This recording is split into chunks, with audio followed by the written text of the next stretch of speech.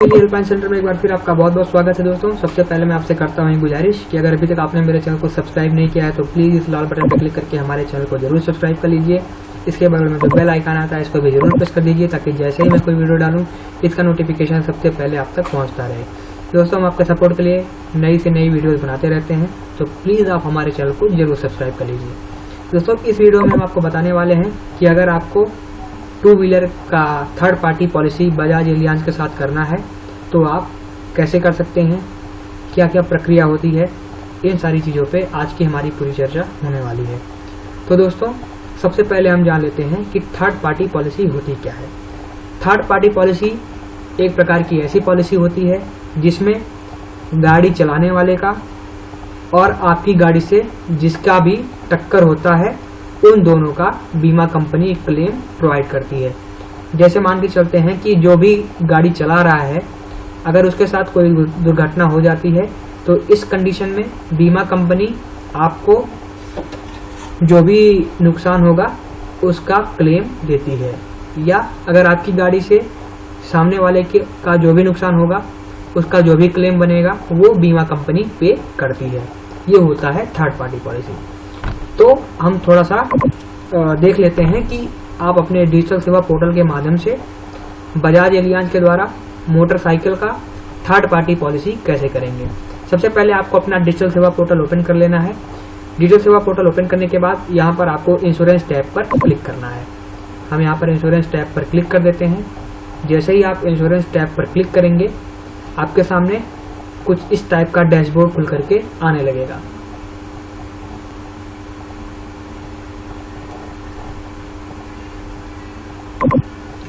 अब यहाँ पर देखिए हमारे सामने कुछ इस टाइप का डैशबोर्ड खुल करके आ गया। यहाँ पर आप देखेंगे तो यहाँ पर आपको दिखेगा मोटर थर्ड पार्टी।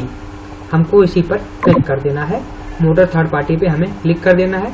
क्लिक करने के बाद यहाँ पर बहुत सारी कंपनीज का मोटर थर्ड पार्टी पॉलिसी करने के लिए ऑप्शन आ जाएंगे। यहाँ पे आपको दूसरे नंबर पर बजाज मोटर थर्ड पार्टी का ऑप्शन देखने को मिल जाएगा।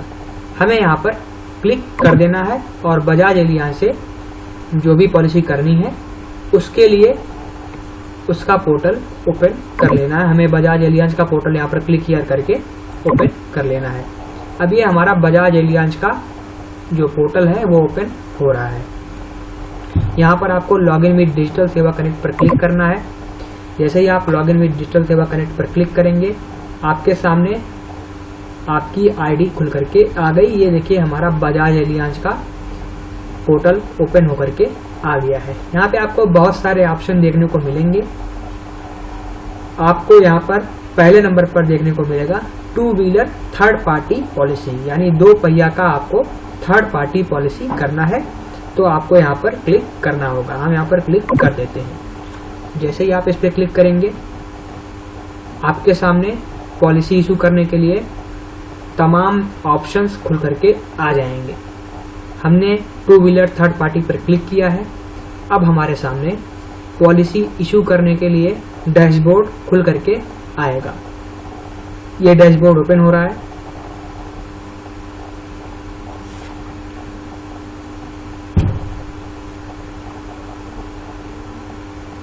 दोस्तों, बजाज एलियांज से थर्ड पार्टी पॉलिसी करना बहुत ही आसान है। आप कुछ चरण में काफी आसानी से थर्ड पार्टी पॉलिसी करना सीख जाएंगे। अब यहाँ पर सबसे ऊपर आपसे रजिस्ट्रेशन नंबर पूछा जा रहा है, यानी आपको यहाँ पर अपना गाड़ी का रजिस्ट्रेशन नंबर फिल करना है कि आपकी गाड़ी का नंबर क्या है, आपकी गाड़ी का रजिस्ट्रेशन नंबर क्या है। यहाँ पर आपको अपनी गाड़ी का रजिस्ट्रेशन नंबर फिल कर देना होगा। तो आपका जो भी रजिस्ट्रेशन नंबर है, कस्टमर का जो भी रजिस्ट्रेशन नंबर है वो आपको यहाँ पर फिल करना होगा। इसके बाद आपको नीचे आना होगा। नीचे आने के बाद कई बार ऐसा होता है कि जैसे ही आप गाड़ी का रजिस्ट्रेशन नंबर फिल करते हैं कंपनी का नाम, उसका मॉडल और सब टाइप ऑटोमेटिकली फिल हो जाता है। इसके साथ साथ इंजन नंबर और चेसिस नंबर भी फिल हो जाता है। अगर नहीं फिल होता है तो इस कंडीशन में आपको ये अपने आप ही फिल करना होगा। अगर किसी भी कंडीशन में फिल नहीं होता है तो आपको अपने आप ही फिल कर देना होगा। ये ऑटोमेटिकली फिल अगर नहीं है तो आपको ऑटोमेटिकली फिल ना होने के कारण गाड़ी का मॉडल नंबर और गाड़ी की कंपनी का नाम ऑटोमेटिकली फिल ना होने के कारण फिल करना पड़ेगा। अभी जैसे हमने एक सैंपल के लिए UP 45T 1214 फिल कर दिया है। ये किसी भी इंडिविजुअल से बिलोंग नहीं करता है, पर हम आपको बताने के लिए थोड़ा सा एक सैंपल के रूप में आपको दिखा रहे हैं। अब यहाँ पर जैसे मान के चलते हैं कि अगर हम जो मेरी बाइक है वो हीरो की सुपर स्प्लेंडर है, तो यहाँ पर मेक में या कंपनी के नाम में मैं हीरो मोटोकार सिलेक्ट करूँगा। देखिए यहाँ पर हीरो का ऑप्शन है दिया हुआ। हम थोड़ा सा और नीचे आते हैं, आपको यहाँ पे दिखेगा हीरो मोटोकार। देखिए पहले क्या था, पहले सुपर स्प्लेंडर हीरो होंडा की चलती थी। हीरो होंडा जब एक में था तो हीरो होंडा का सुपर स्प्लेंडर था। तो जो पुराने मॉडल होंगे हो सकता है वो हीरो होंडा से बिलोंग कर रहे हो, पर जो नए मॉडल आ रहे हैं वो हीरो मोटोकॉर्प से बिलोंग करते हैं। तो मैं यहाँ पर हीरो मोटोकॉर्प सिलेक्ट कर लेता हूँ। जैसे ही आप हीरो मोटोकॉर्प सिलेक्ट करेंगे, अब यहाँ पे आपको गाड़ी का मॉडल फिल करना होगा कि कौन से मॉडल की गाड़ी है। यहाँ पर हम सुपर स्प्लेंडर फिल कर देते हैं, सुपर स्प्लेंडर। देखिए यहाँ पर हमने सुपर स्प्लेंडर फिल कर दिया। इसके बाद क्योंकि सुपर स्प्लेंडर का सिर्फ एक ही वेरिएंट आता है जिसमें सेल्फ स्टार्ट होता है और ड्रम ब्रेक होता है, तो ये ऑटोमेटिकली फिल हो गया है कि सेल्फ स्टार्ट है और ड्रम ब्रेक इसमें अवेलेबल है। ठीक है। इसके बाद आपको ग्राहक का पिन कोड यहाँ पर फिल करना होगा कि उनका पिन कोड क्या है। इसके बाद आपको आगे बढ़ना होगा। तो जैसे हम मान के चलते हैं कि हम कोई भी पिन कोड यहाँ पर फिल कर देते हैं। हमने कोई भी पिन कोड यहाँ पर फिल कर दिया है। इसके बाद आपको गाड़ी का चेसिस नंबर यहाँ पर फिल करना होगा। आपकी जो RC होगी, जो रजिस्ट्रेशन सर्टिफिकेट होगा, उस पे गाड़ी का चेसिस नंबर दिया होगा। आपको चेसिस नंबर को देख करके सही यहाँ पर फिल करना होगा। इसके बाद अगले ऑप्शन में आपको गाड़ी का इंजन नंबर फिल करना होगा। आपकी गाड़ी की RC पर इंजन नंबर भी दिया गया रहता है, उसको आप बढ़िया से देख करके यहाँ पर फिल कर दीजिएगा। तो ये तो बात हो गई चेसिस नंबर और इंजन नंबर की। देखिए आपको चेसिस नंबर और इंजन नंबर बिल्कुल सही भरना है। इंजन नंबर और चेसिस नंबर को भरने में गलती मत करिएगा। इसके बाद फिर आपको रजिस्ट्रेशन डेट फिल करनी है कि किस तारीख को उस गाड़ी का रजिस्ट्रेशन हुआ था। वो भी आपको आपकी RC पर मिल जाएगा।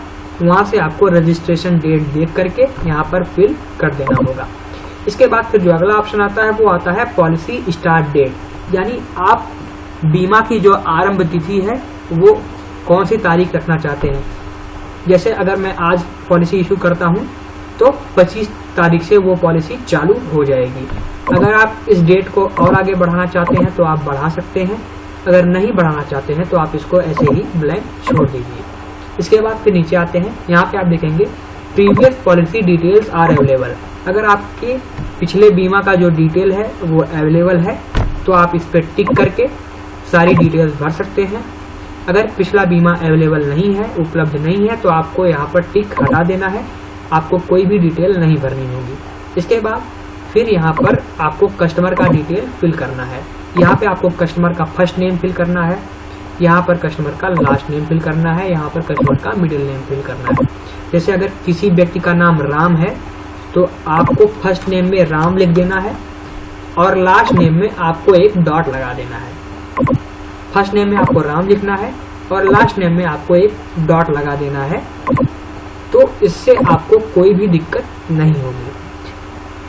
अगर किसी का नाम राम शकल है या किसी का नाम हम मान के चलते हैं कि मोहम्मद आलम है, तो फर्स्ट नेम में हम मोहम्मद भर देंगे और लास्ट नेम में हम आलम भर देंगे। यहाँ पर हमने मोहम्मद भर दिया और यहाँ पर हमने आलम भर दिया। तो इस प्रकार से आपको नाम फिल करना होगा। ठीक है। इसके बाद फिर आपको कस्टमर का मोबाइल नंबर यहाँ पर फिल करना होगा।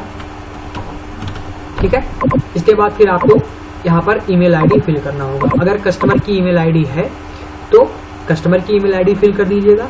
अगर कस्टमर की ईमेल आईडी अवेलेबल नहीं है तो आप अपनी ईमेल आईडी भी डाल सकते हैं। इसके बाद फिर यहाँ पर आपको नॉमिनी का नाम भरना होगा। अगर आप चाहें तो नॉमिनी का नाम फिल कर सकते हैं, ना अगर आप ना चाहें तो आप इसको ब्लैंक भी छोड़ सकते हैं, कोई दिक्कत नहीं है। इसके बाद फिर आपको यहाँ पर एड्रेस फिल करना होगा।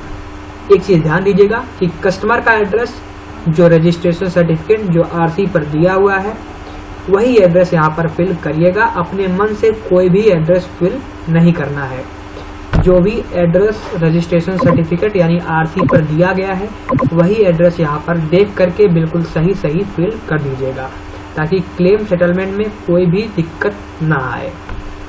इतना आपको करने के बाद नीचे आना है। यहाँ पर आप अपना एड्रेस भर दीजिएगा। Address line 1, address line 2 fill कर सकते हैं। जैसा आपने ऊपर पिन कोड यहाँ पर फिल किया था वो पिन कोड ऑटोमेटिकली यहाँ पर फिल हो चुका है। इस पिन कोड को अगर आप चाहें तो यहाँ पे आप चेंज भी कर सकते हैं। चेंज करने के बाद आपको पोस्ट ऑफिस सिलेक्ट कर लेना होगा कि किस पोस्ट ऑफिस से वो कस्टमर बिलोंग करता है। इसके बाद यहाँ पर एक और ऑप्शन है, is your permanent address is different from mailing address. इसका मतलब ये है कि क्या आपका परमानेंट एड्रेस और मौके पर आप जहाँ पे रह रहे हो या आपका रेजिडेंशियल एड्रेस, क्या दोनों में कुछ भी अंतर है? या अगर दोनों एड्रेस अलग अलग हैं तो आपको इस पर क्लिक कर देना है, अदरवाइज इसको आपको टिक हटा देना है और पॉलिसी को इशू कर देना है। ठीक है, एक बार फिर से देख लीजिए। यदि आप इस समय किसी दूसरे जगह पर रहते हैं और आपका परमानेंट एड्रेस कुछ और है तो इस कंडीशन में आपको अपना परमानेंट एड्रेस यहाँ पर फिल करना होगा। यदि आप नहीं चाहते हैं तो आपको इस टिक को हटा देना है और अपनी पॉलिसी को इशू कर देना है। ये तो बात हो गई। ठीक है, अब इस पॉलिसी में आपको मिलेगा क्या क्या? इस पॉलिसी में आपको 15 लाख का पीए ओनर का रिस्क कवर मिलेगा। यानी यदि गाड़ी का मालिक जिसके नाम पर गाड़ी है वो गाड़ी चला रहा है, अगर किसी दुर्घटना में उसकी मृत्यु हो जाती है या वह पूर्णतः अपाहिज हो जाता है तो बीमा कंपनी गाड़ी मालिक को 15 लाख रुपए की राशि पे करेगी। या यदि कोई ड्राइवर गाड़ी को चला रहा है, इस कंडीशन में उसके साथ अगर कोई दुर्घटना हो जाती है तो बीमा कंपनी 1 लाख रुपए का क्लेम उसको देगी। ठीक है, ये तो बात हो गई गाड़ी चालक की। इसके बाद आपकी गाड़ी से अगर सामने वाले की कोई भी नुकसान हो जाता है, कोई भी दुर्घटना सामने वाले के साथ हो जाती है तो उसका जो भी नुकसान होगा, जो भी क्लेम आएगा वो बीमा कंपनी पे करेगी, आपको पे नहीं करना पड़ेगा। ये हो गया इस बीमा में आप क्या क्या कवर कर रहे हैं। देखिए यहाँ पर प्रीमियम ऑटोमेटिकली आ चुका है। जैसे ही हमने गाड़ी नंबर डाला और मॉडल को सिलेक्ट किया, ऑटोमेटिकली प्रीमियम यहाँ पर आ गया।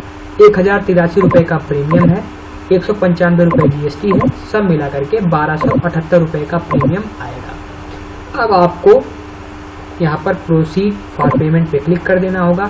जैसे ही आप प्रोसीड फॉर पेमेंट पे क्लिक करेंगे, आपकी पॉलिसी को इशू करने के लिए नेक्स्ट ऑप्शन खुल करके आ जाएगा। अभी यहाँ पर चेसिस नंबर इनवैलिड बता रहा है तो हम कुछ भी चेसिस नंबर यहाँ पर फिल कर सकते हैं।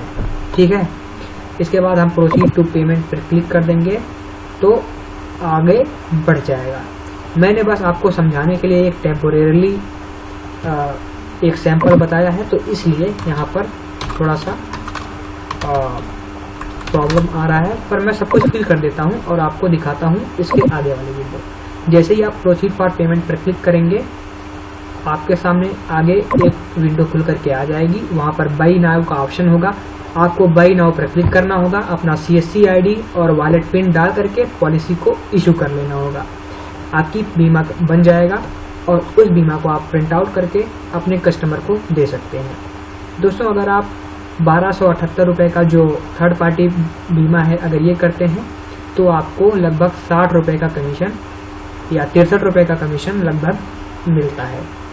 तो अगर आप दिन भर में 5 पॉलिसीज पा जाते हैं थर्ड पार्टी करने के लिए तो आप 200 से 250 रुपए आसानी से कमा सकते हैं। तो दोस्तों, अगर आपको वीडियो पसंद आई हो तो प्लीज़ लाइक करिएगा, ज़्यादा से ज़्यादा शेयर करिएगा और कोई भी डाउट रहता है तो प्लीज़ हमें कमेंट करके ज़रूर बताइए।